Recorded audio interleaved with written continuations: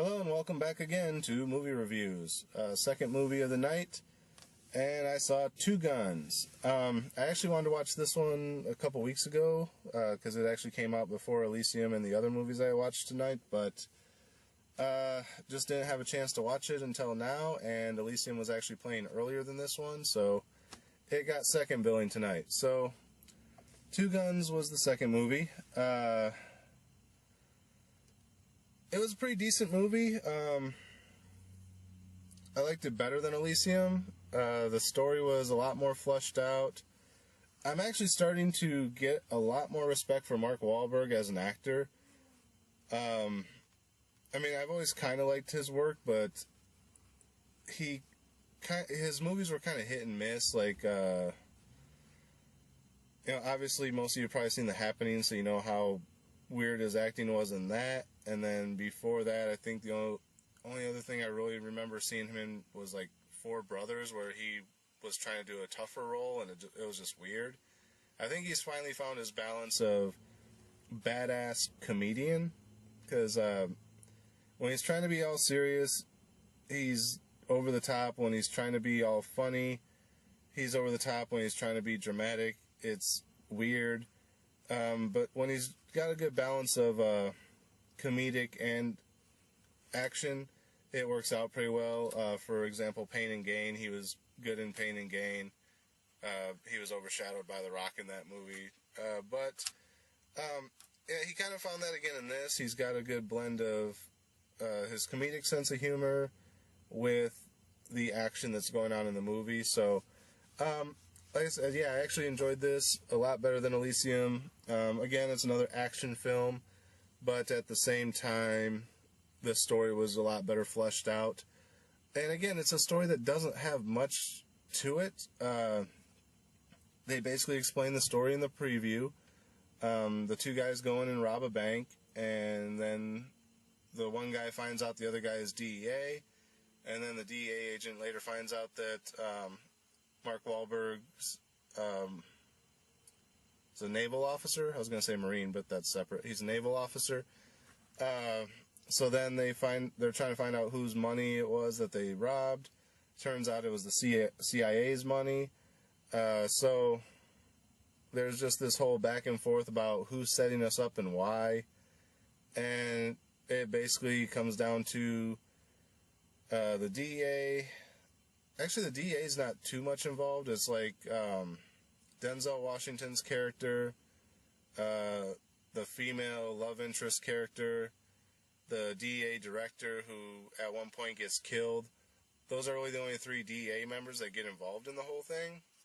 So it's the DEA versus the naval officers, which is like Mark Wahlberg's character and like four other characters, and then later Admiral. But the Admiral's only there for like one particular scene. Other than that, it's the Mexican drug runners and the CIA.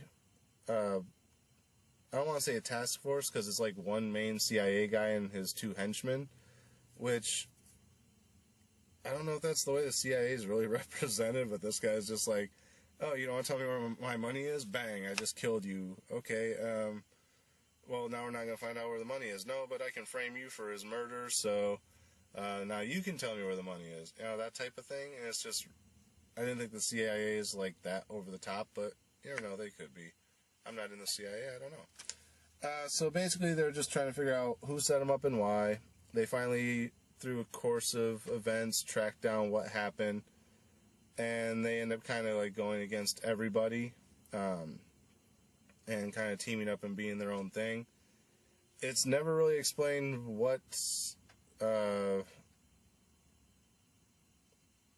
how they get out of it all at the end.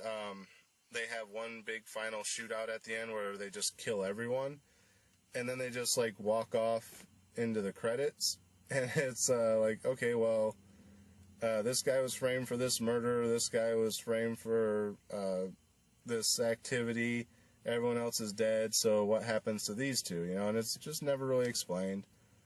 Although they do go back to another bank that the CIA is stashing money in at the end, so are they continuing to rob the banks? Or You know, they were basically framed to look like dirty agents, but they were actually clean agents that I guess by the end of the movie now they're dirty agents because they're going to keep stealing the money.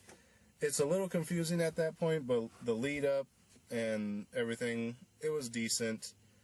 I'm not going to go much more into it than that. Like I said, it's a pretty basic premise. It's worth watching, so definitely check it out. And again, I'm trying to save space on this tape. So, as far as the star rating on this one, I was going to say 3.5 because, and like I said, it's a pretty basic action movie. Again, it's better than Elysium, so I was going to bump it up above Elysium. But I'm tempted to push it to a 4 just because it was entertaining. But let's just stick with the 3.5, but I'm going to say a high 3.5. It's very close to a 4. A little bit of tweaking, and it definitely would have been a 4. Yeah, unfortunately, I still like Olympus Has Fallen better than this. So, yeah, and I gave Olympus Has Fallen a 4, which I think I later redacted down to a 3.5. So, at this point, we'll say it's on par at a 3.5. So, that's pretty much my review of Two Guns. I got 2 more of these to do, hopefully, if I don't run out of tape. If I do run out of tape, I'll probably go back to the apartment and film from there, because I can just hook the camera straight into the computer at that point, which I'm really hoping I don't have to do because that'll break the whole matching scene background imagery of these reviews. So, yeah, that's it for Two Guns. I'll be back in a minute with the review of the next movie. So until then, thanks for watching, and we'll see you at the movies.